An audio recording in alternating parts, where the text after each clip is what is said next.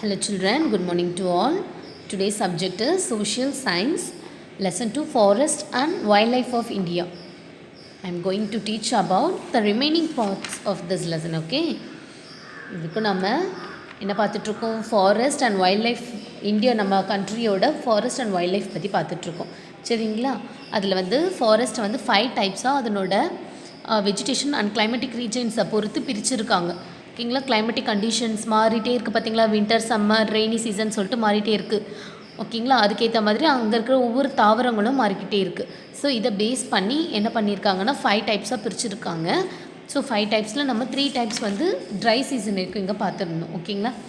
Next பார்த்திங்கன்னா tidal forest. Tidal forest are also known as mangrove forest. Okay, tidal forest வந்து mangrove ஃபாரஸ்ட்னு இன்னொரு name இருக்குது, அதை வந்து மேங்க்ரூவ் ஃபாரஸ்ட்னு சொல்லுவாங்க. They are found in the deltas of rivers or the areas flooded by sea water. These forests grow in both fresh and salt water. In India, they are found in lagoons in Kerala and in the Ganga and Brahmaputra delta. A tree named Sundari grows in the Ganga Brahmaputra delta. The wood of this tree is used to make boats. This tree has given the name Sundarbans to this area. Actually, இந்த tidal forest அப்படின்றது என்னென்னு பார்த்தீங்கன்னா, இது எங்கெல்லாம் பார்க்கலாம் அப்படின்னா, இந்த delta சைடில் ரிவர்ஸோட டெல்டாஸ் இந்த ரிவர் வந்து ஆரிஜினேட் ஆகிட்டு அந்த மவுண்டெயின்லேருந்து ரிவர்ஸ் வந்து ஆரிஜினேட் ஆகுது இல்லைங்களா, அது வந்து என்ன ஆகிட்டுருக்கு, ஃப்ளோ ஆகிட்டு போயிட்டு சீல வந்து கலக்கும். அப்படி ஃப்ளோ ஆகிட்டு அந்த சீல போயிட்டு, இப்போ எக்ஸாம்பிள் வந்து இங்கே கங்கா இங்கே வந்து ஆரிஜினேட் ஆகுதுன்னு வச்சுக்கோங்க. கங்கா என்ன ஆகுது, இங்கேருந்து அவ்வளோ தூரம் ஃப்ளோ ஆகிட்டு இந்த இடத்துல வந்து பே ஆஃப் பெங்காலில் வந்து அந்த ரிவர் வந்து இது கலந்துரும். ஸோ அந்த மாதிரி இங்கே வர வழியில் இந்த இடம் ஃபுல்லாக ஒரு டெல்டாஸ் அப்படின்னு சொல்லிட்டு சுந்தர்பன் டெல்டாஸ்ன்னு கூட நம்ம படிச்சிருந்தோம், ஞாபகம் இருக்கா? ஸோ அந்த மாதிரி வர இடத்துல இருக்கிற அந்த ரிவர்ஸ் எல்லாம் இருக்குது பாருங்கள், அது அங்கே தான் அந்த மேங்க்ரூவ் ஃபாரஸ்ட் வந்து அதிகமாக இருக்கும், ஓகே? அந்த மேங்க்ரூவ் ஃபாரஸ்ட் என்னென்னா அந்த அது அந்த ஃபுல்லாகவே அந்த பிளேஸ் ஃபுல்லாகவே எப்படி இருக்குன்னு பார்த்தீங்கன்னா, அந்த சீ வாட்டரும் அந்த சால்ட் வாட்டரும் அந்த ரிவர் வாட்டரும் கலந்த மாதிரி இருக்கும். ஸோ அதில் ஃப்ரெஷ் வாட்டரும் இருக்கும், அந்த சால்ட் வாட்டரும் கலந்த மாதிரி இருக்கிறது தான் அந்த மேங்க்ரூவ் ஃபாரஸ்ட். அதில் பெரிய பெரிய நிறைய அந்த தண்ணிலேயே நிறைய பெரிய பெரிய மரங்கள்லாம் இருக்கும். ஸோ ஒரு மாதிரி புஷ்ஷஸ் மாதிரியும் இருக்கும், பார்க்குறதுக்கு ஒரு மாதிரி இருக்கும், சரிங்களா? ஆக்சுவலாக இதில் வந்து மெயின் ஏரியாஸை மட்டும் சொல்லியிருக்காங்க, lagoons in Kerala and Ganga and Brahmaputra டெல்டாவை மட்டும் சொல்லியிருக்காங்க.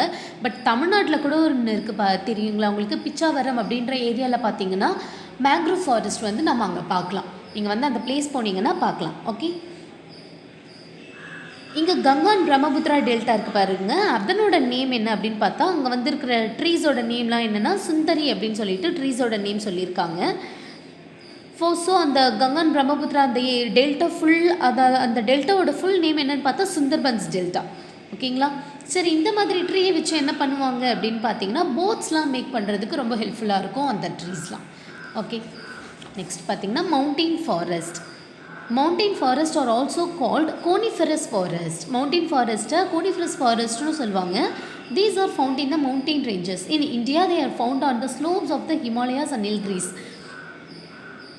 இந்த மவுண்டெயின் ஃபாரஸ்ட் வந்து எங்கே இருக்குன்னு பார்த்தீங்கன்னா, ஹிமாலயாஸில் நீல்கிரிஸில் வந்து நம்ம அந்த ஸ்லோப்ஸில் வந்து பார்க்கலாம். இந்த மவுண்டெயின் ஃபாரஸ்ட்டில் இந்த கோனிஃபெரஸ் ஃபாரஸ்ட்னு சொல்லுவாங்க. இந்த மாதிரி ஃபுல்லாகவே அந்த ட்ரீஸ்லாம் எப்படி இருக்குன்னு பார்த்தீங்கன்னா ரொம்ப நல்லா டாலாக இருக்கும், ஓகேவா? டாலாக இருக்கும், அந்த அப்படியே கோன் ஷேப்பில் இருக்கும், அந்த ட்ரையாங்கிள் ஷேப்பில் இருக்கும் அந்த ட்ரீஸ்லாம். The trees found in this forest are tall, evergreen and have needle-shaped leaves so that snow does not collect on them. நம்ம ஒரு லெசனில் கூட பார்த்துருந்தோம், ட்ரீஸ் லெசனில் கூட இப்போது லாஸ்ட் டேர்மில் சயின்ஸ் லெசனில் ஒன்று பார்த்தோம், ஞாபகம் இருக்குங்களா உங்களுக்கு? அந்த ட்ரீஸ்லாம் இங்கே இருக்கிற ட்ரீஸ்லாம் எப்படி இருக்குன்னு பார்த்தீங்கன்னா ரொம்ப டாலாக இருக்கும், அது மட்டும் இல்லாமல் ட்ரையாங்கிள் ஷேப்பில் இருக்கும். இது வந்து எவர் கிரீன் ட்ரீஸ்னு சொல்கிறாங்க, ஏன்னா ரொம்ப எப்பயுமே அந்த லீவ்ஸ் எல்லாம் வந்து ஷெட் பண்ணுறது கிடையாது, அதனால் இது வந்து ரொம்ப எவர் கிரீன் ட்ரீஸாக தான் இருக்கும். இதில் இன்னொரு ப்ளஸ் என்னென்னு பார்த்தீங்கன்னா, மவுண்டெயின்ஸில் மேக்ஸிமம் ஸ்னோஸ்லாம் அதிகமாக வரும் இல்லையா? ஸோ அந்த ஸ்னோலாம் என்ன ஆகும்னா, அது கீழே இது படர விடாமல் அது அந்த ட்ரையாங்கிள் ஷேப்பில் இருக்கிறதுனால அழகாக கவர் பண்ணி மற்ற ட்ரீஸ் எல்லாம் என்ன பண்ணணும்னா அதனோட பேஸ் எல்லாம் பார்த்திங்கன்னா ரொம்பவே நல்லா வச்சுக்கும், okay? The main trees in this forest are chir, deodar, fir, pine and chinnan. In the Nilgiris, these forests are known as sholas. நீல்கிரிஸில் ஆக்சுவலாக இந்த மாதிரியான ட்ரீஸ்லாம் நம்ம பார்க்கலாம். ஸோ அந்த ஃபாரஸ்ட்டோட நேம் என்ன அப்படின்னு பார்த்தீங்கன்னா ஷோலாஸ். ஒவ்வொரு இடத்துல ஒவ்வொரு பிளேஸ்லேயும் பார்த்தீங்கன்னா அந்த ஃபாரஸ்ட்டுக்கான டிஃப்ரெண்ட் நேம்ஸ் இருக்கும் இல்லையா. ஸோ நம்ம நீல்கிரிஸில் இந்த பெரிய ஃபாரஸ்ட் இருக்குது. ஸோ அந்த மவுண்டைன் அந்த ஃபாரஸ்ட்க்கு நேம் என்னன்னு பார்த்தீங்கன்னா sholas. Okay, conservation of forest. Conservation ஃபாரஸ்ட்னோட பாதுகாப்பு. ஸோ நமக்கு இவ்வளோ ஹெல்ப்ஃபுல்லாக இருக்கிற ஃபாரஸ்டெல்லாம் நம்ம ரொம்ப நாம் பார்த்துக்கணும். Okay, we have read the importance of forest for us and our environment. Our government has started many afforestation programmes. So நம்ம ரொம்ப ஃபாரஸ்ட் நம்மளுக்கு எவ்வளோ முக்கியம் இல்லையா. ஸோ இதனால் கவர்மெண்ட்டே என்ன பண்ணியிருக்குன்னா அஃபாரஸ்டேஷன் சொல்லிட்டு நிறைய மரங்கள் எல்லாம் நடுற திட்டம் வந்து ஆரம்பிச்சிருக்காங்க. அர்பன் சைட்ஸ்லலாம் பார்த்திங்கன்னா நிறைய ரோட் சைட்ஸில் பார்க்ஸில் இந்த மாதிரிலாம் நிறைய ட்ரீஸ் வந்து பிளான் பண்ணுவாங்க. ஓகே, ரூரல் சைடில் பார்த்திங்கன்னா அர்பன் சைட்ஸ் அண்ட் ரூரல் சைட்ஸ்லலாம் நிறைய ட்ரீஸ் வந்து க்ரோ பண்ணிகிட்ருக்காங்க, நிறைய பிளான் பண்ணிகிட்டே இருக்காங்க. ஓகே, இந்த கம்யூனிட்டி ஃபாரஸ்ட்ரினா அந்த கோயில் நிலங்கள்லாம் இருக்குது பார்த்திங்களா, கோயிலுக்கு சொந்தமான இடம், அந்த மாதிரி வேஸ்ட்லேண்ட்ஸ்லாம் இருக்கும் இல்லையா. அந்த மாதிரியான பிளேசஸ்லையும் என்ன பண்ணுறாங்கன்னா கவர்மெண்ட்ஸ் வந்து சும்மா இல்லாமல் சரி இருக்கிற இடத்த வந்து ரொம்ப யூஸ்ஃபுல்லாக நம்ம இது பண்ணணும் அப்படின்றதுக்காக நிறைய ட்ரீஸ் வந்து பிளான் பண்ணி நல்லா பண்ணிகிட்ருக்காங்க இப்போல்லாம். ஸோ என்விரான்மெண்டல் டே அப்படின்னு சொல்லிட்டு நம்ம ஒரு டே செலிப்ரேட் பண்ணிகிட்ருக்கோம். சுற்றுச்சூழல் தினம். என்விரான்மெண்ட் டேனா என்னம்மா? சுற்றுச்சூழல் தினம்.